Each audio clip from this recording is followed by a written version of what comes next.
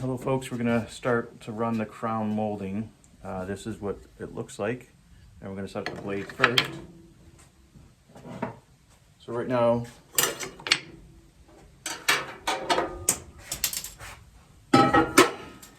we have the money side of the blades in there, so we have to remove those. This is the front of the crown.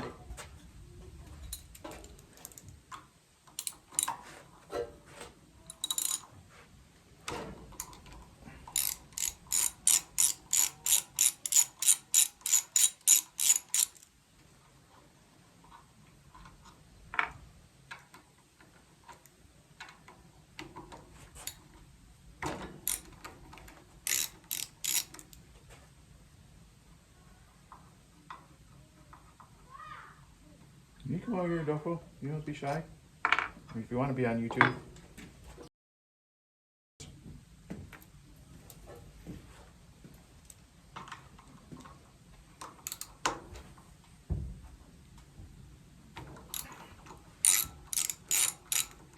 So you can see they're on there with 2 button bolts. And I like these button bolts because with the hex bolts, they tend to cut into the wood because they're so high.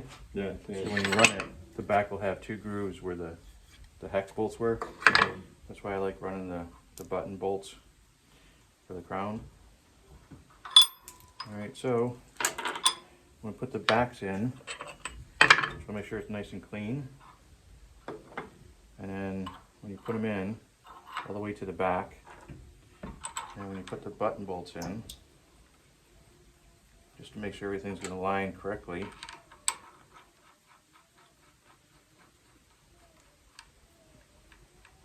We know that it rotates this way, so your knife edge is always going to go with the rotation. And when we tighten this down all the way back against the rim, and then towards this crank, and you do it the same that way there. They're not off by a little bit, and you have a line running through your trim where they're offset a little bit. So as long as you push down and towards the crank, it makes up for any slop that's in the holes and any slop of the diameter of the bolt. We want to make sure they're tight so they don't come flying off. That'd be bad, right? Alright, so the other back, always 2 blades. Make sure that they're in the same slots. I lose my bolts. Got one. You want to lose a bolt and have it run and go through the machine flying out at you. That would be bad, right?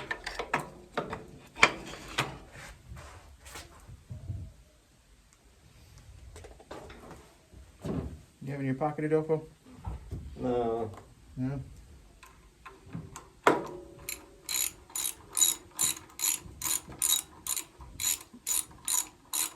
It didn't fall down. Really, just sitting away there. And we put another one in there. We have to make sure we find that one. So we're not running the machine. It's in there somewhere. Oh, it's just in. Yeah, Oh, it's- that, oh, that. Is it your finger or oh, the? Yep. Got it. Alright, so same thing. As you tighten it down towards the crank, towards the bottom. Victoria's singing upstairs.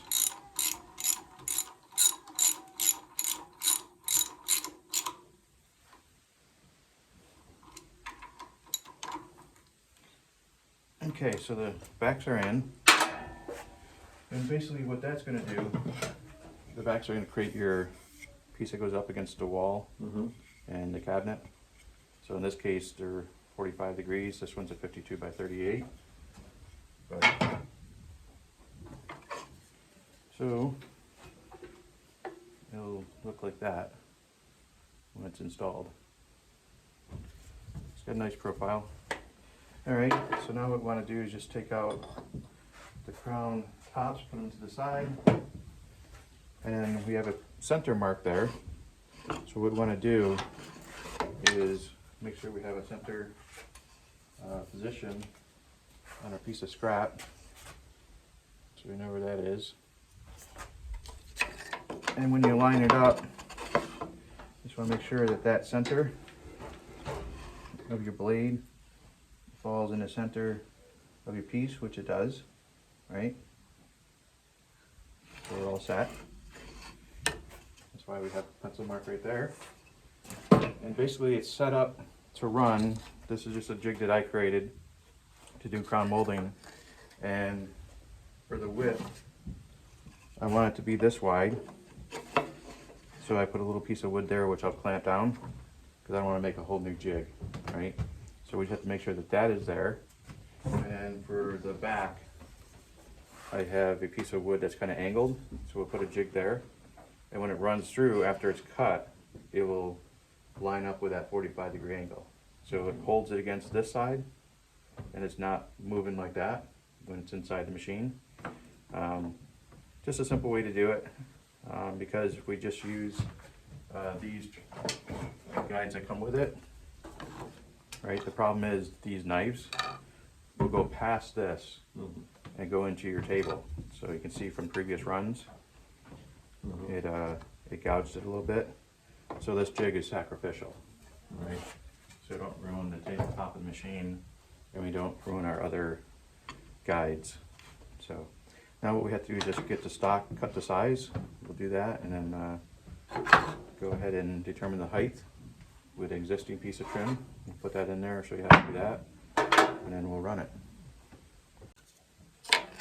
Alright, so we just ran a piece of scrap to the table saw just to make sure that our width is good.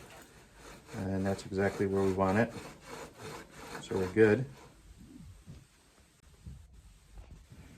So now we're going to adjust the height. So we got a piece of stock that we sent over to Williams and Husky. That's the old trim. It's about 100 and maybe over 35 years old, 1884. So we used that same one that we sent them, had them return it, and then we set up the height of our cut so we know we're going to be consistent. And we're just going to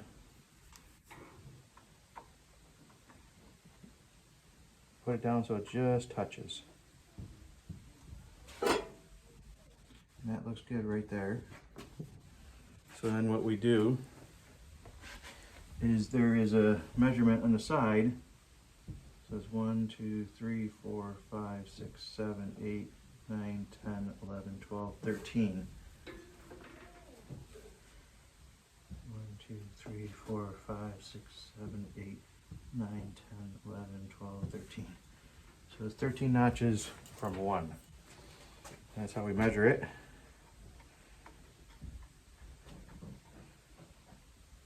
And that's a good fit. That's where we want it.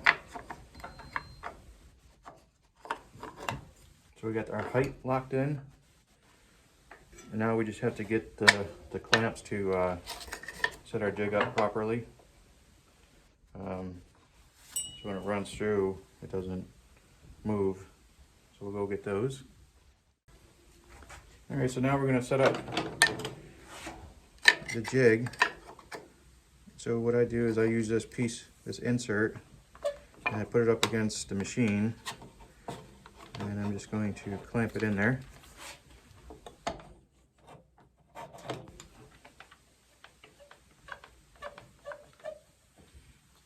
As tight as I can get it. And then we're going to make sure that our piece goes in there and doesn't hit the clamp, which is good. Then when it comes out, it's going to have an angle that goes through the blade. So then we take this and we make sure that the angle is in there, it acts as a wedge.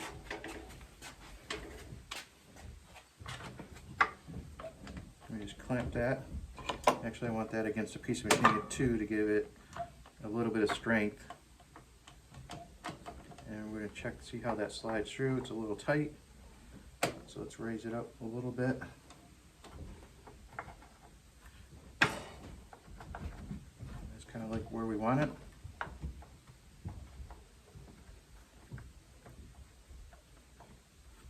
And let's just make this so it's a little bit stronger.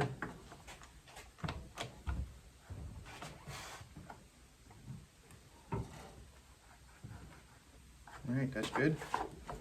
So you know why we want to run the back first, Adolfo, before we run the front?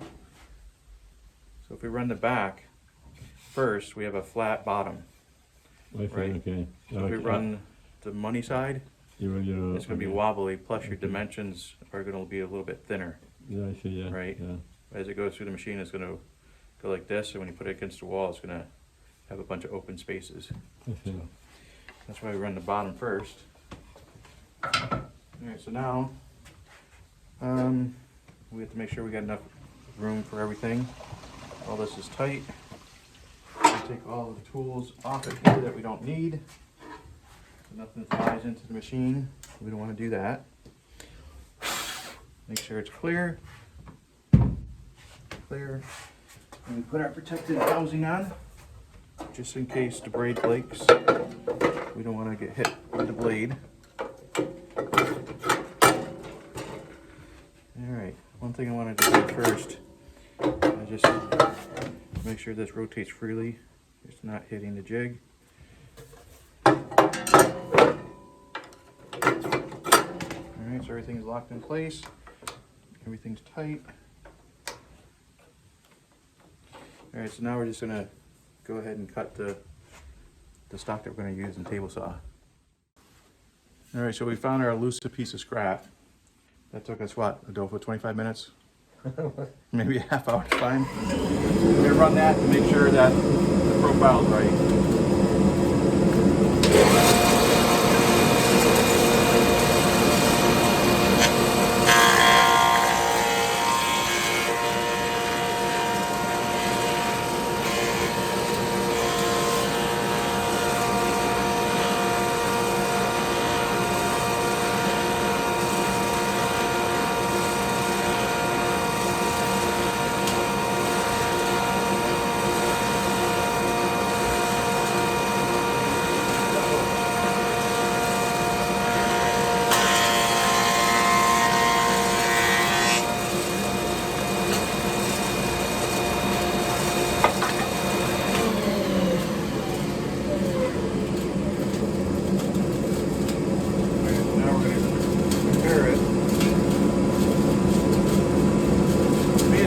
But it's, see this side right here is not taking that side off.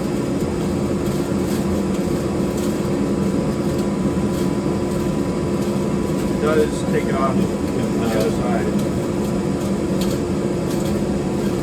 But I think we're good, because when we run the top, it'll cut the side as well. So you see, it matches up well. Okay. Alright. Let's go ahead. Run that. I think we're good. Oh, it's okay. See the top plate, I'll pick that off. So this looks good. I think we put this to the side. The direction that we put it in, I believe, was this way. Right here. And let's just go ahead and run it.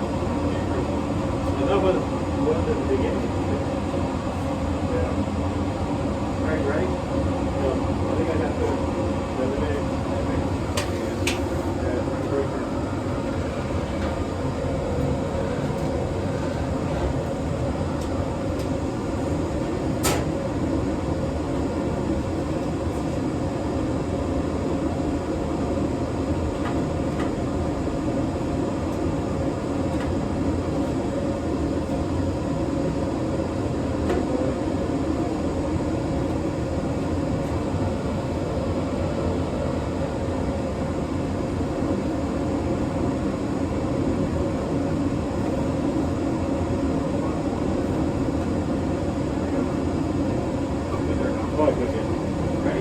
Yeah.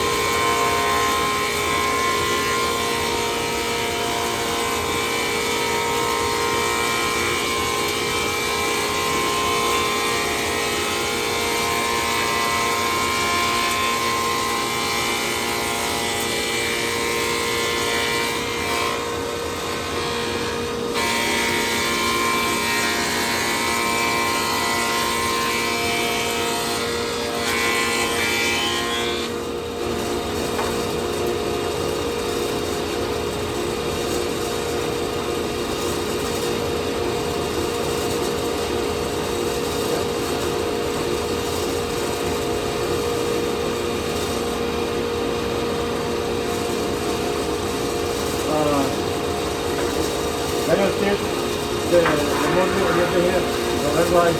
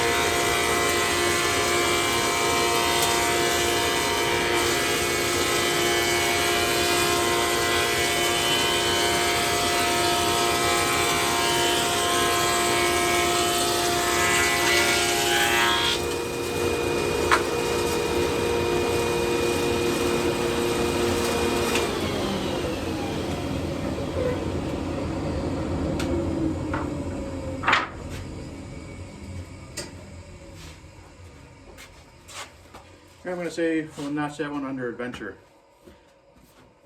Right? That was a little rough, that run. Yeah, this can a little bit, but the The end.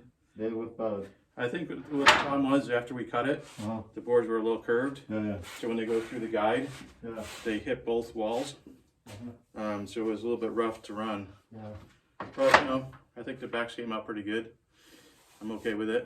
And then what we'll do now is just run the money side, the face. Yeah. All right, so we're gonna go ahead and change the blade. First thing you wanna do is shut the electricity off. You don't want your hands in there with a live piece of equipment. That was a brutal run, but hopefully the money side goes a little better. Might have to clean the basement up one day. Yeah. But we have so much work to do. We don't have time to clean things, right?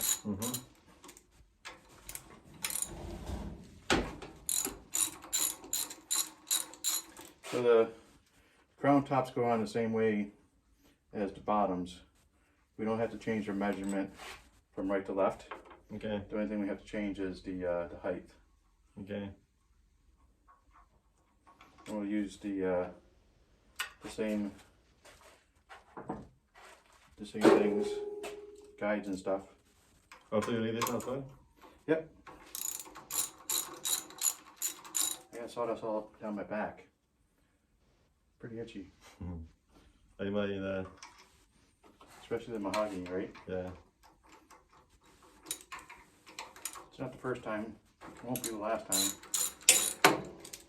So I gotta say though, this thing right here, good piece of equipment. I mean, the versatility of it all. Yeah. Alright, so these are the fronts. The top of the crown molding, the money side. They go in the same way, same location as the bottoms.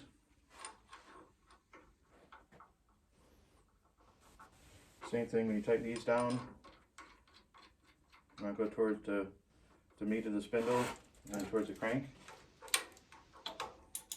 And then we're going to have to find what height we're going to run at. And I always run crown molding in the fronts. I always have to like run it a couple times to find the depth. That's why we use a scrap piece. So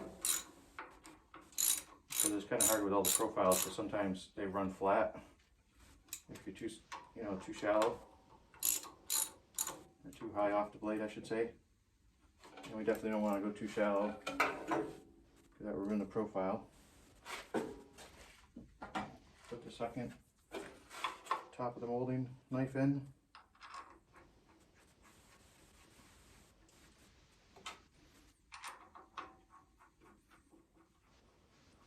Hopefully we don't spend 25-30 minutes looking for the scrap. Yeah, have I spotted there as well.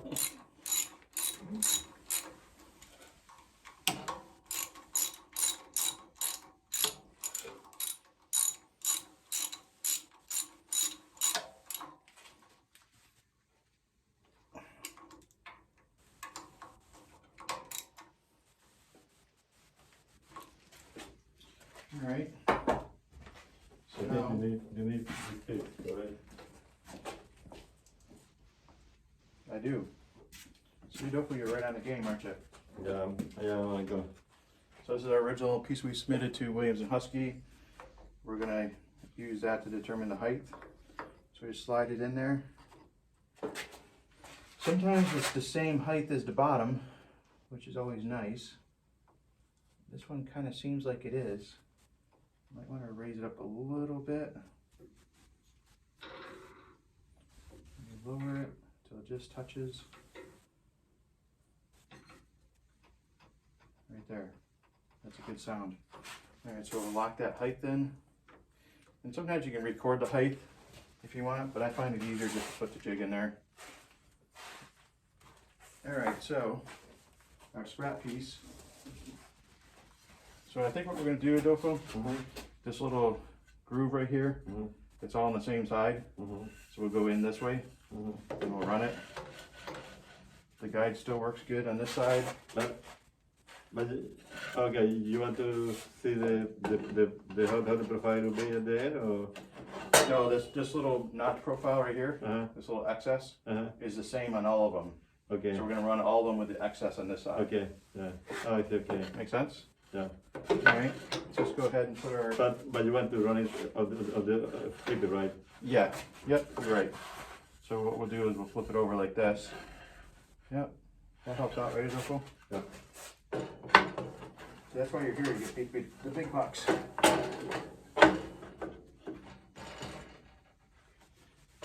Yeah. That way the owner of the house keep him here. Yeah. Let's keep that flat. And what I like to do is just tilt that back a little bit so the back hits it. All right. So I think we're good on all sides. You wanna without the picture? Oh no, we're gonna put this on. Okay. Just before we do anything, and make sure it spins freely, doesn't hit anything. Yeah, we didn't have to search for anything this time. That's awesome. Plus, it's a good day. Bonus.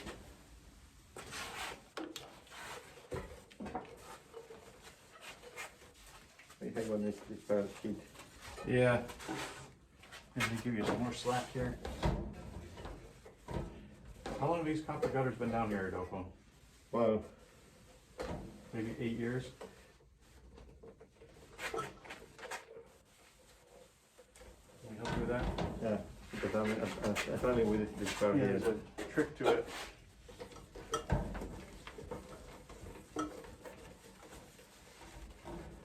It's kind of almost as difficult as putting on gloves on like a 1-year-old, Yeah, right? yeah. We need to eat more like I used to before.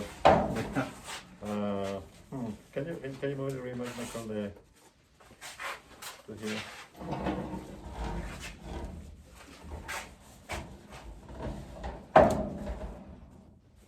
You good? That gives you a nice comfy feeling? Okay. Alright. Alright, so let's... Alright, so now we're just going to run the scrap piece for the face of the molding to see how that's going to work. Hopefully it will. If not, we'll make some adjustments.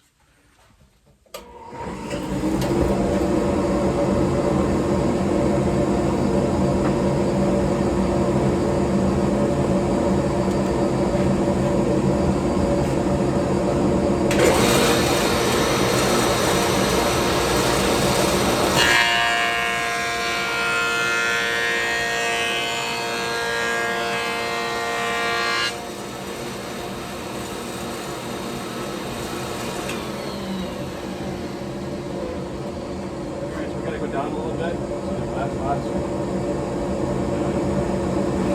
sure we get the direction throughout.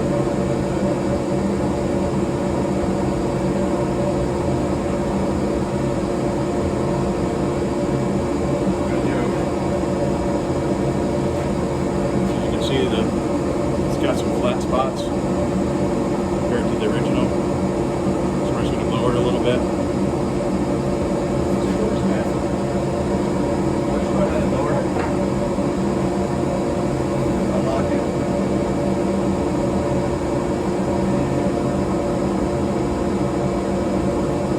Just keep that on it. Run it again.